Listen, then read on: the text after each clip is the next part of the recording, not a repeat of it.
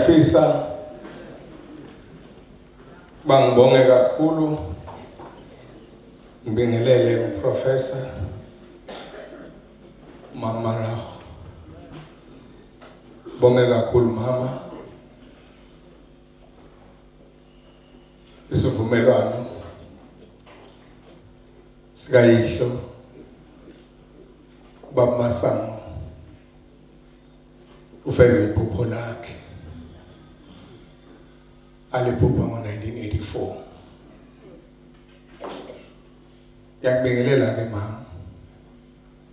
Ngibingelele abasendlungulu indlungulu yonke nabantwana bonke abakhona ngokwamazinga abo. Ngibonge kakhulu kubafundisi mama nabafundisikazi abakusekele kusuka lo msebenzi uNkulunkulu akwethwisa wona. Bakhombisa ubuqotho okuzwa izwi likamoya likhuluma endlebeni zabo. Elaliyisihle sasivela kuNkulunkulu uBaba Masango. Ngibonge kakhulu entsheni yabesilisa kanye nabesimame. Engazi kahle ukuthi ibandla liyaphakelana okunikezelana kwekamoya, ngoba ngeke lande ibandla makukhona abedlulayo kuphela bengekho abasalayo bagcine isigaba sebandla ebandleni negama lebandla ebandleni. Abantu abasha banenselelo enkulu kakhulu ababhekene nayo. Ubhekana nenselelo ke kwehlukene imikhakha eminingi. Khona kuya ngekhanda nje uthi ngenkonzweni. Yoba uqhumuzile nje ngamehlo. Ubungekho ngaphakathi enkonzweni. Kodwa lo moya ukutshelayo utshela ukuthi usenkonzweni. Kodwa awukho enkonzweni. Ngiyafisa ukuyibongela ukuthi luphinde lifike lo suku mama. uNkulunkulu ngiyazi ukuthi nangwanyakodlula ubunovalo ngomkhuhlane. Ngathi mina impilo ayikho ezandleni zomuntu. Sezandleni kaNkulunkulu. Imkhuhlane esiphila ngayo eminye idalwa yithi, eminye idalwa yini mabandla neyinkinga kubaholi.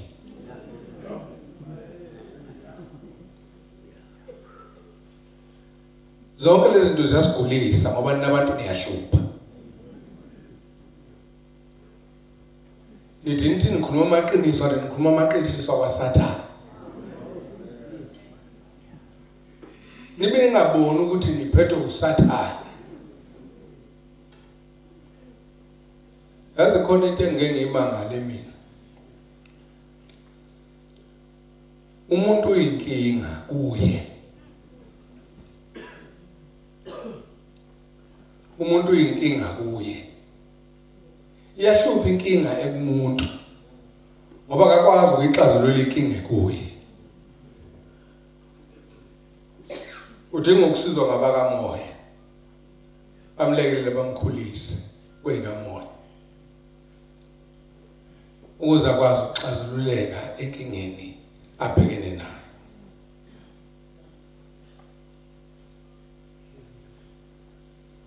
Lapha bandla lama St John's lizohlonipha okwasho umuntu omdala ebandleni le.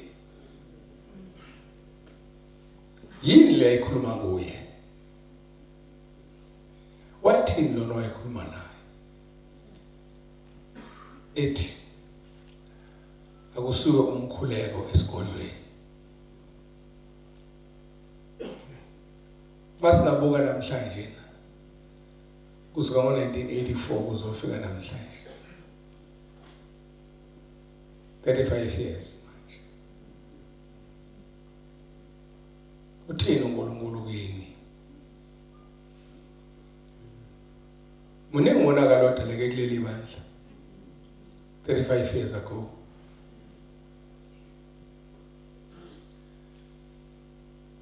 Begijima beza ngapha, begijima beza ngapha, begijima beza ngapha. Ngithi ngiyaqoqa ngaqoqeki. Ngize ngithi kodwa ingalahlwa le ngubo kaBamasa. Ngoba niyazi le ngubo ukuthi yayiphethe. Mase kufanele ibuyiselwe emuva, isabuyiselwa ngani?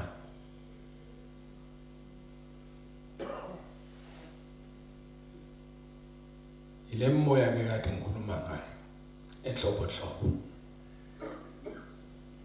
Kodwa ke manje ngiphakathi kwenu asohlangothini lwami ngisuke ngazi ukuthi ngiphakathi kwabantu bakababa nabethulwa ngokusemthethweni ngumholi walo leli bandla uBamasa. Analivalo nje uba ngimphakathi kwenu. And ngazi kahle ukuthi spiritually from above, not from him. From above. Want to know more. Ukhona phakathi kwethu. Ofuna ukusinda. Nofuna ukuphila. Nokufuna ukongeka. Azuze imember kuleli bandla. Kuzomsiza ukugcina isifungo esathathwa uBaba Masango ngaleli khaya. Ongehlwe ukusinda sefikela ekhaya. Kusho nezifo zakhe esingeke sikwazi ukumelapha kuzo Nkosi yami. Mene inkinga emzini wakhe engafuna ukuyixazulula ngeke simsize ngalutho Nkosi yami. Emzimbeni wakhe enenkinga angayixoxi namuntu inkinga esingeke simsize ngalutho Nkosi yami.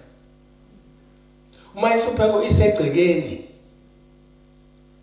ebuka ukuthi khona bezutho emzini wakhe into esingeke simsize ngalutho ngalokho.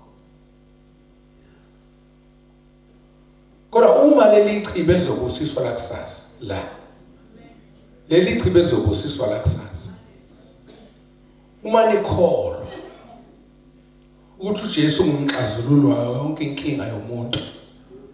Uyothi uma usatha lesi sigubhu ungakafika ekhaya uzokuthiwa usevukile okade egula.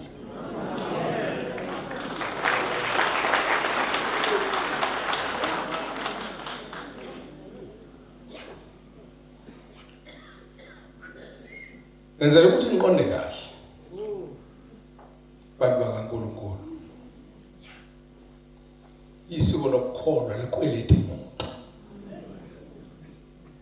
Wena umuntu okweleta uNkulunkulu ngenhliziyo yakho yonke.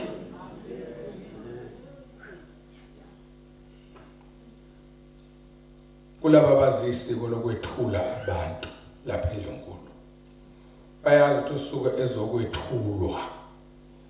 Usuke enike igunya nelungelo isihlalo kuba sibe namandla phezulu kwalabo abasuke bethuliwe.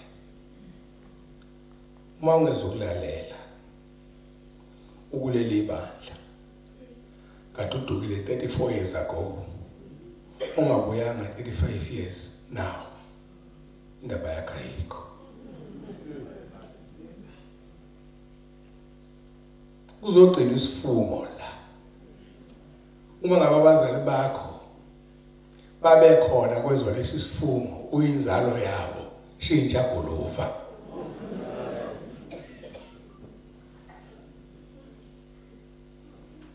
ngoba awazi ukuthi yile nethunywa ubaba Masana.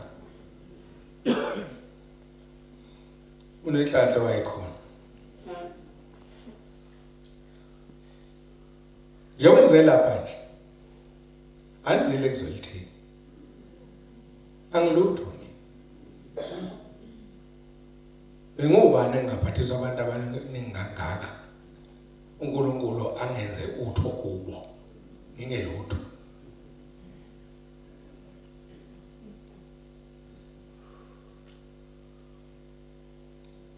Manje emasuni bayutho uNkulunkulu.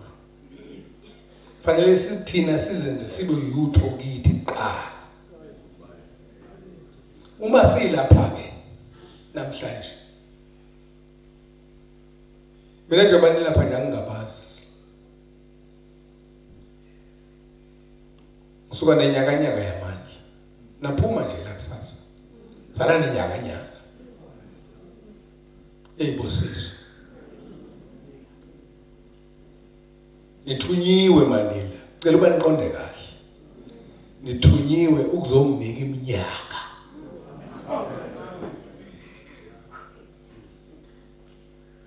Uyathanda ongathandi ngeminyaka yami, akusiyona yami kaNkulunkulu.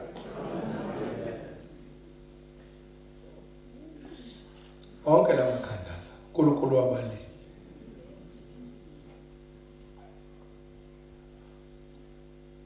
Uthunyiwe. Nawe uzohleshulelwa kulamandla.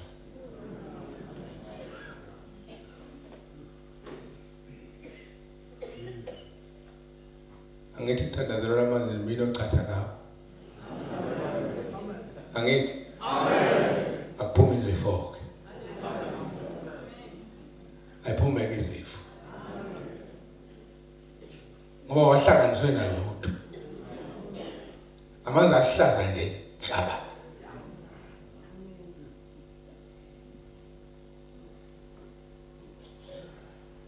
Engizama ukuchaza lapha ukuthi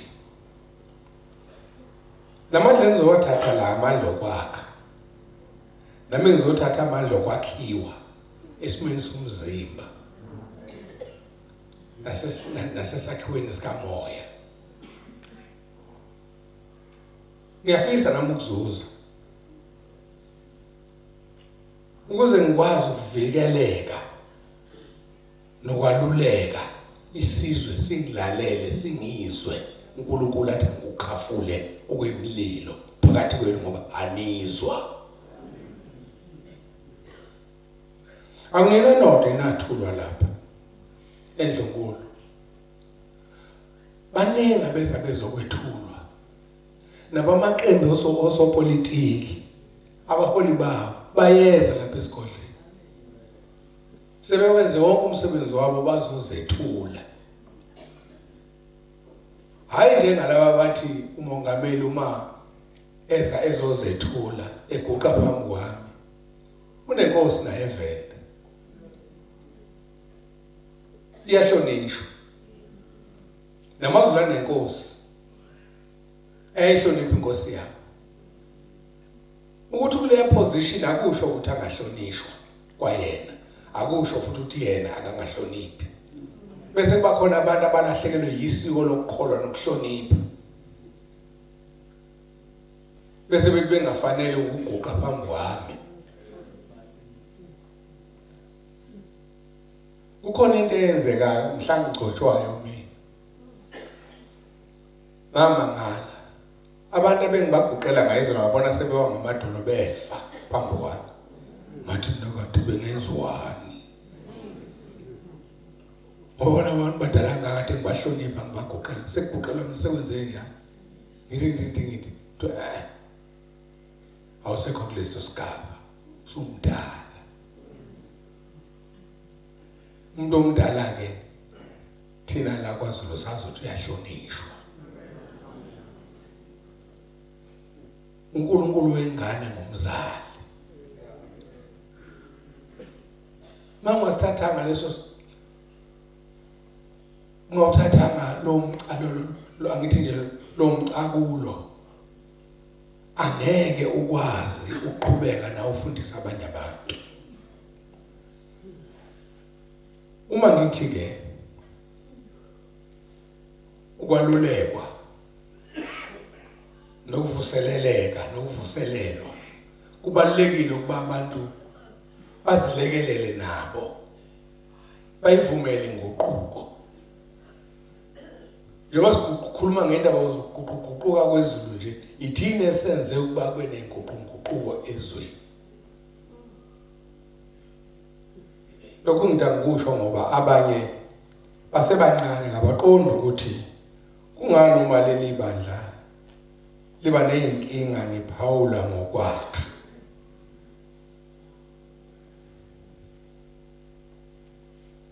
Wazalwa nje uzalelwe kuba ucijwe ukuba ngelinye ilanga ucije abanye abantu.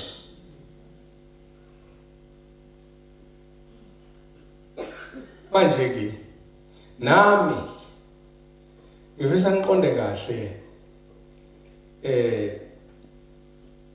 Masen Jones uthi njengoba nami ngiyinkosi yamaZulu. Inkosi yamaZulu abantu bayo bagcwele yonke indawo, bagcwele kuwonke amabandla, bangabakabani. Nami ngithi kuleli bandla nami ngelami.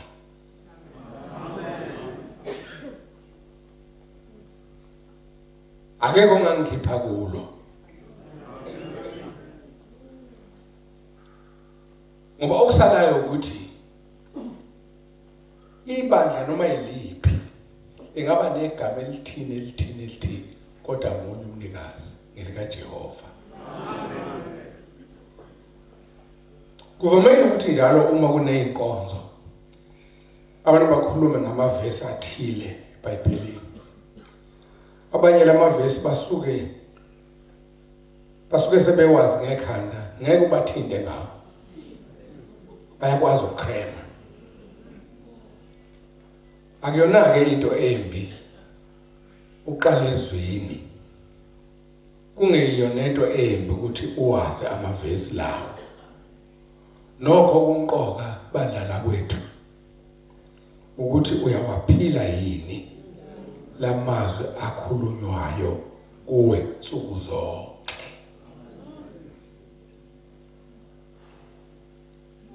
Kungena ngomnyango wodwa kiwe esontweni kuphunywe ngowodwa. Kuphinde kungene ngowodwa kuphinde kuhlale ezitulweni sihlale ezitulweni ezodwa. Kuphinde kulalelwe amazwi afanayo angafani afaniswe alonjaniswe kumuntu ongena zonke izinsuku. Mawuthi yalalela uthi ingabe kanti kwakhala nyoni.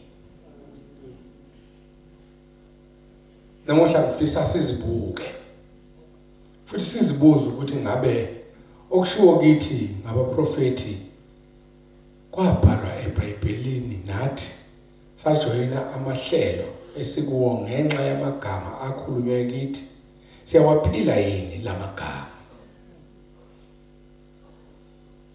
Indaba iqala ekuzazini ukuthi ungubani nokuthi ungubani. Ufike kanjani lapho khona namuhla? Uze wedwa noma uze nesixuku lapha endlini kaJehova? Ngeze uze nesixuku esiyimpi phakathi ebandleni. Ngezeka uze nesixuku esiyimpi kaMoya Ingcwele ozokwandisa ibandla nozophilisa abantu. Uzwe izwi likaNkulunkulu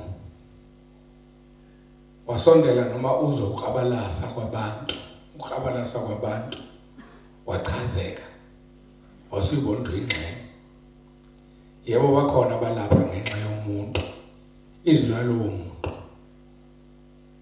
ukubukeka kwakhe, ubugagu bakhe, kepha bengazanga uNkulunkulu yena odalela umuntu onomsa kangaka owayengibamasa. wathuma uBamasa nathunywa nizithunywa ni uma ngabe niphuma niyangena endlini uthi ungalephi ibandla nokwelephi ibandla mawumosa ukuthumela ukuthi ngena kuleli ngene sokushaya umkhuleko qhashe ilwanyana qhasha amazeza qhashe yonke okwemgilingwane chele ngeswashi makuthiwa ngabe chela ngeswashi chela qhasha amazeza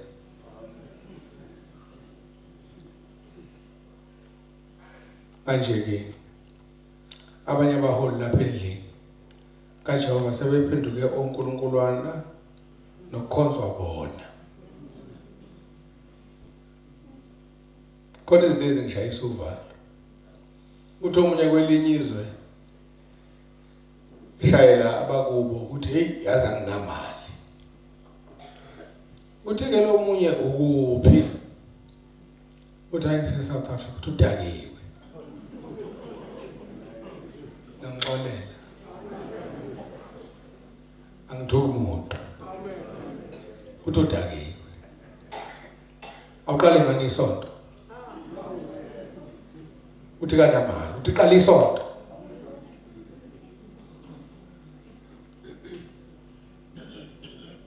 nebonke lezizulu zabaphanga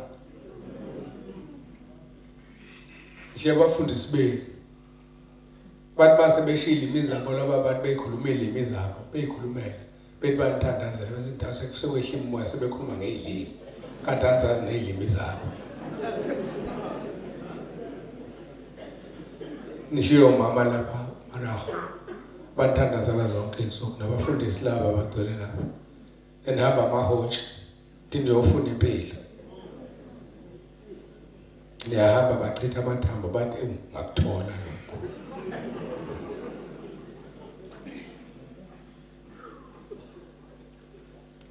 bakwethu laba bantu kusatshwa bona kunezwi likaJehova lona athi umbhalo wasendulo athi izwi lenkosi lingamadoda asiqondisayo endleleni kwabeze lapha nezixukuthula akukho ngoba lapho bekhona bahlale bexokozela futhi kuhlale kunokuxokozela laba nezixuku benolimi olunjengenkemba abakushoyo kuyabhidliza kuyajivaza futhi kuyinhlamba okube ngabo ukuthi yibo abaningi kulezi insuku laba engikhuluma ngabo emuhla indlu kaJehova ihlukana phakathi nje yibo laba engikhuluma ngabo ngoba beza ngendlela eziningi zemoya kaSathane kodwa bezothi kubantu bazobaphilisa namuhla ngizochitha isikhathi ngikhuluma ngabo kepha kunalokho ngizokhuluma ngalabo bobizo nakubo angizokhuluma okuningi kepha ngizoba kumbuza nje okuthile nongaba yikhubalo kulempi yezixuku esibhekene nazo bandlelihle likaKristu impendulo yokubhekana nesixuku ilele ekwazini uJehova ekwazini lokho akuthandayo nangakuthandi ngathi oqala uthi yena uNkulunkulu onesikhwele uthi encwadini kaExodus 20 verse 3 ungabe nabanye uNkulunkulu ngaphandle kwami aphuma abantu bamshela uNkulunkulu lamagama seswezwe kaningi kepha asho ukuthini abanye esesiwezwe kaningana ilawo athi uNkulunkulu uluthando uzozibuza omunye ukuthi konje onesikhwele angaba yini nothando isikhwele sikaNkulunkulu sizezintweni azakhe yena ingesidalwa esimuntu lithi iBhayibheli uNkulunkulu kwathi esekwenze konke esedale izintaba ulwandle izilwane izitshalo nakho konke wabesedala umuntu futhi umbhalo kubeka ucace ukuthi uma esedale umuntu kaphindanga wakhulu wakha obunye futhi kusho uNkulunkulu wathi sekwenzile wasebona ukuthi ingcono enza umuntu ukuze athi take charge eyintweni uNkulunkulu asezenzile esenzele umuntu uzozibuza omunye ukuthi konje onesikhwele angaba yini nothando manje ke thina singabugcina ekudalweni simbonga ngani uNkulunkulu ngalokho ikuphi kwesikuthola esikunikeza uNkulunkulu ukuthi uNkulunkulu ngiphileke lokhu ngicela ukuthi lokhu kokodwa enginakho ngikubekele wena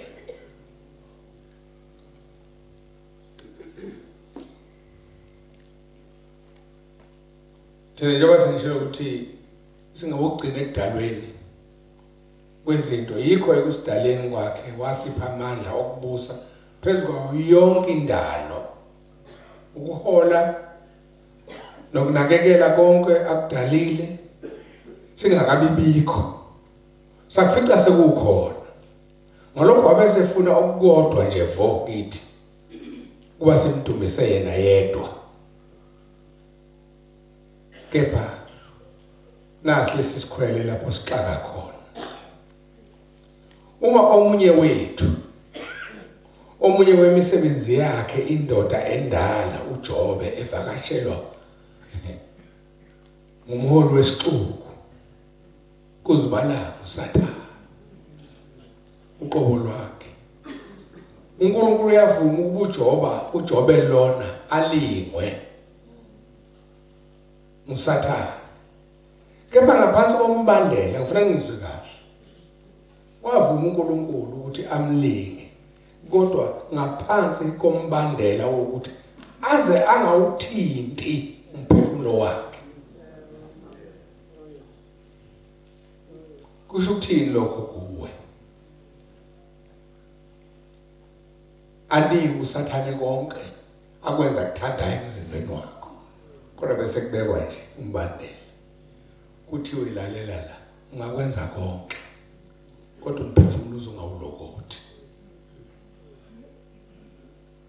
lala kwakungamazwi omzali onesikhwele ngengane yakhe uNkulunkulu njalo ongumzali wayenesikhwele ngalengane yakhe kepha futhi khona lapho oyethembayo ukuthi iyokwenza lokho ayifundise khona ngoba ekuyithandeni kwakhe futhi uyayethemba wethembeke kanjani uNkulunkulu wakho nazo zonke inkingo nazo wena leso situlo ohleli kuso lapho sengathi ngiyambona uNkulunkulu emamatheka lapho ezwa indodana yakhe uJobe esho ngezwi eliqinileyo yize ephansi kwencindezi ethi ezinsizini zonke iso liyabona kubo bonke uNkulunkulu akekho njengaye ngoba umbuso wakhe umi phakade nakho lapho ngikhona nawe ulapha nje uNkulunkulu uvumile ukuba njengoJobe ulingwe ngikhuluma nje awusebenzi awunasingane kade esho khona manje mama onazo zimhlamukile noma ziyamhlupha awunanhlanhla sekukhona njengoba kwaba njalo kuJobe umkakhe eselahle ithemba kuNkulunkulu uJobe verse 2 verse 9 thuka uNkulunkulu wakho ufe angazi noma nisenami amen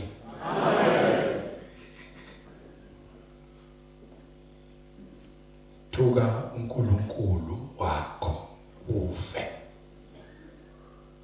ngoba bethi abakaze bambone umuntu okhonza uNkulunkulu ohlupheka njengawe onezinkinga njengawe ayikho inhlupheko nenkinga uNkulunkulu angeke ayixazulule kuwe bawunamathela kuwe yoba njengaJobe nje kusho maseduze bathi unjena nje uNkulunkulu ukufulathele wakhohlwa angeke uphume obishini okulo kodwa akukho okungenzeki uNkulunkulu ukushintsha impilo yakho. Luke 1 verse 37 umbuzo uthi wena uzokwazi yini ukuma ekumazini uJehova nemisebenzi yakhe? Uzokwazi yini ukuma ngakuye ngoba uwazi umsa wakhe, noma uzosuka uyokhonza ezinye izinto wazi ukuthi lo okudalile uNkulunkulu onesikhwele? Isizwe sika-Israyeli kanti kufundwa lapha incwadi yamaHubo 128. Angazi noma mhlambe mama bazothi mhlambe sihlebelele ukuthi namhlanje uNkulunkulu sizothi utheni. Cha, sidibana lapha nje noma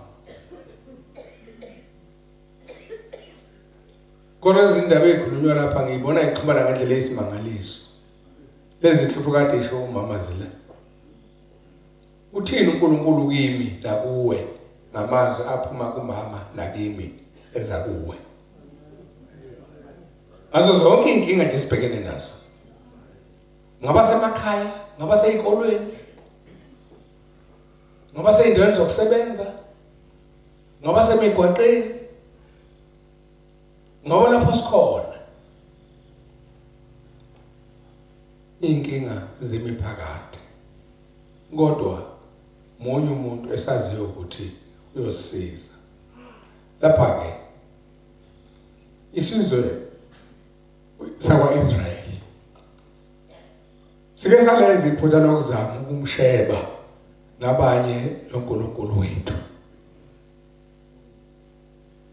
Uma indoda endala uMose ikhuphukela entabeni iyothatha uholo kuNkulunkulu, ishiya abantu ababenzelwe umusa bakhishwe ezweni elabe libagqilaza. Lokwenzeke emva kokukhala kwabo iminyaka ngeminyaka. Awu ngoba uma sisosizini siyakhala. Kodwa sikushare isho ukukhuleka insizini zethu ezizimfihlo. Lokho kwenza ukuthi uNkulunkulu kube sengathi seniqhelesile eduzane kwethu. KuloNkulunkulu wethu uzwe abanye beqamba amahubo bethi, amahubo 137 verse ingasemfuleni yaseBhabhiloni sahlala khona sakhala lapho sikhumbula iSiyoni. Ekhaleni kwethu njengokwejwayelekile uyezwa aphendule uJehova njengoba enza uIsrayeli endulo.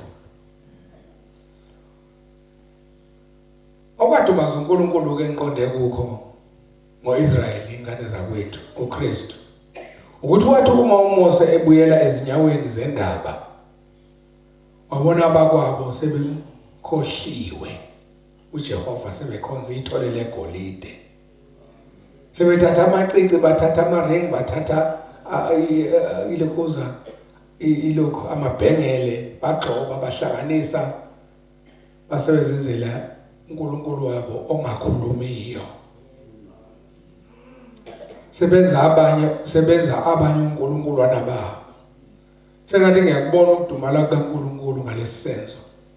Isimanga lapha ukuthi akuphelanga isikhathi esingakanani benze abakuthandayo, kepha uNkulunkulu waqhubeka nokubanqobela izitha zabo. Emva kokuba bethethelelwe ekoneni kwabo. Isiphi esingeke sathethelelwa uNkulunkulu abesekunqobela sona? Ungakaceli intethelelo kodwa uNkulunkulu akunqobela isitha sakhe, ngoba uNkulunkulu uqonde ukukukhombisa ukuthi nginawe. Umona kodwa ukhona uhamba nawe. Uyakuchushisa nje, akuchushisa nje. Manje ke namuhla iNingizimu Afrika eyakhala kuJehova mbuye ekhaya. Icela inkululeko Sekuyilelo uma isikhululekile esishaya imithetho ephikisana noNkulunkulu. Ukuthi abantu abakhuluma iqiniso. In my belief, I believe that the love of truth is the spirit of man. Cough it out. You want it, you don't want it. Ishaya imithetho ephikisana noNkulunkulu. Kanti iyacela ukuthi uNkulunkulu sikhulule. Bangakanani abafundisi ababengcwaba zonke insuku nelwa nodwa. Nibulalana nodwa. Manje ke namuhla ibaza kaKristu selisukile kuleso simiso sika Jehova njengezimfundiso zika Jesu Kristu. Lapha endlini kaJehova lisekho uthando seniyazondana. Akusekho ukuthethelela. Yize sisafundiswa emthandazweni omkhulu ukuthi sibathethelele nalabo abasonayo. Ibaza kaKristu emhlabeni jikelele selikhohliwe inkonzo yokuthethelela ekutheni lona lathethelelwa kokuningi. Wasekolose besithathu verse 14. Kepha phezulu kwakho konke yembathana uthando oluyisibopho sokuphelela. Ukuthethelela kubibikho uma kungekho ukubuyisana. UJohn oqala isahluko sokuqala verse 8 uma sithi kasingaqala siyazikhohlisa neqinisa likho kithi. Lokhu kusho ukuthi thina qobo sethelelwa nsuku zaphuma ngoba uNkulunkulu wethu onesikhwele ngathi futhi unothando ngathi. Sengiphetha bandla kaKristu. Engwenzile umehluko phakathi kwalesi sixuku esikhulu esineyixuku esihambisana nabobizo. Manje ngizofisa ukukhuluma ngengubo yempi esikuyo. Uzumqonde kahle kulokhu. Kuyomela sivumelane ukuthi thina ukudala kwethu asibona abenyama. Asiwona umzimba kepha singabomoya. Ithi incwadi kwabe kukhona isidumbu. Funa ngizwe kahle. Ithi incwadi kwakukhona isidumbu. Ithi uNkulunkulu waphefumulela kuso. Ngamafuphi engakaphefumuleli kuso. Wabe ngekho umuntu kwabe kuyisidumbu. Umuntu wabe esemoyeni ophefumulelwa nguNkulunkulu esithunjini. Angazi noma iwandlise nami.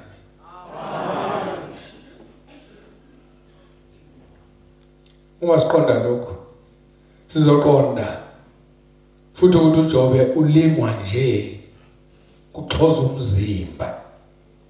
NoNkulunkulu akakhathazeki ngoba uyazi ukuthi uSathane kanasabelo kulokho okwaphefumulelwa kuJobe. Nawe unjena nje kusaxhozwa umzimba wona ongewona umoya.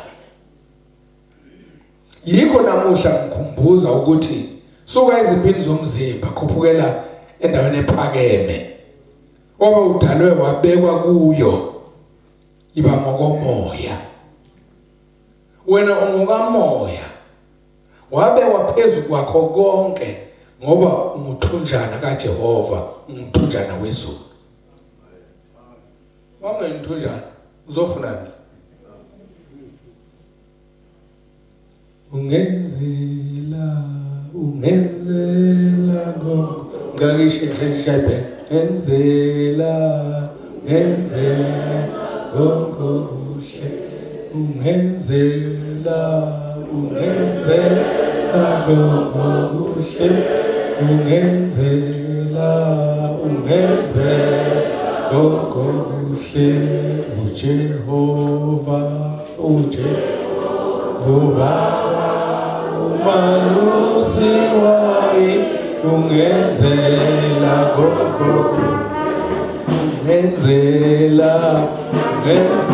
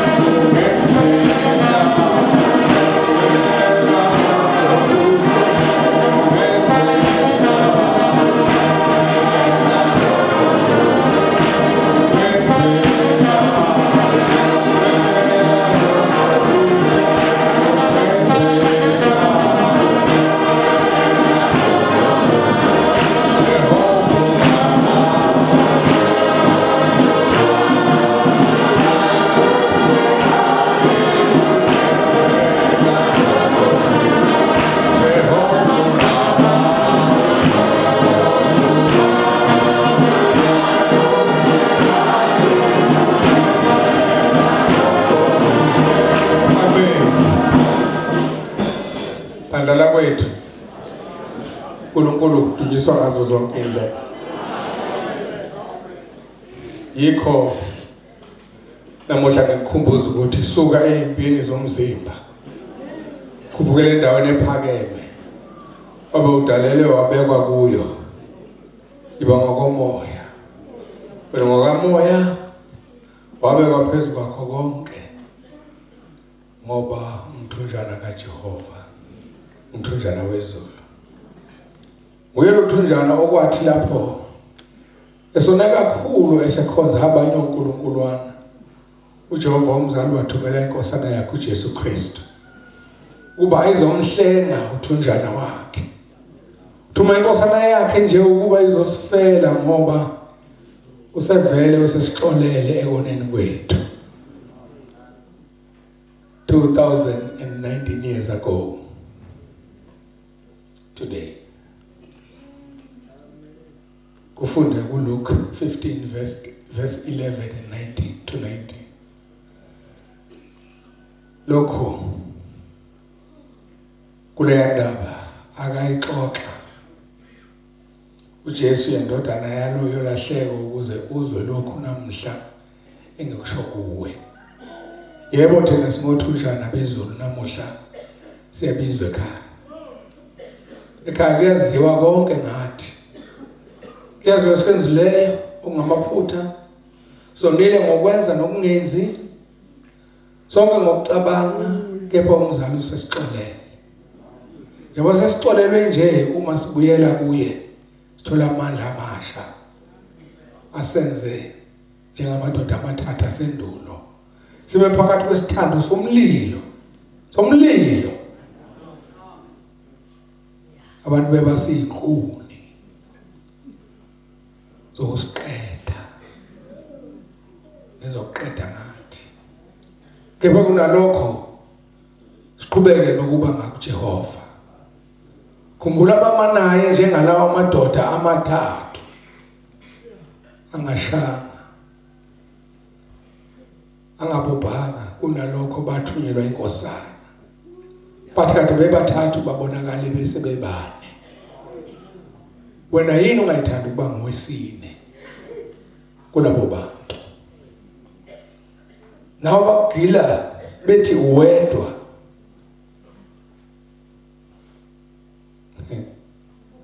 Kuba ihubo lasekhaya. Ngoba ngekudala izitha zakho zizomangala ukuthi kanti awedwa. Khumbula ungazihluphekisi ngoba nekhaya umthumbu wezulu. Ngakho buya ekhaya. Ngicela bandla leka wakuMasango, St John's. Nikhumbule lamagama ashiwo kithi encwadini engcwele. Kaba phezu kwakho konke imbathano uthando oluyisibopho sokuphelela. Abasekolose besithathu verse 14 ngokuba akukho kungenzeke kuNkulunkulu. Luke 1 verse 37 ngakho hlomani izikhali zonke zikamoya kuba nibe namandla okuzabalaza ngosuku olubi nalapho senikwenze konke nime. Book of Efeso, incwadi yaseFeso verse 6, chapter 6 verse 13. uNkulunkulu anibusisa kubusise mamara. uNkulunkulu akagcinele wena. Uliqoqe nelibandla elaqala ubaba wakho. Libuye lihlangane njengoba nalinjalo. Nalaba basaphethwe inhlupheko yokuhlubuka ngoba bahlutshulwa ngababe kanye benabo ngaleso sikhathi. uNkulunkulu akusize akulekelele ngokucelela isibusiso cela ibandla lonke ukuthi izifo eninazo zisalela ngiyakwazi ulona amademoni. uNkulunkulu anibusise ngiyabonga.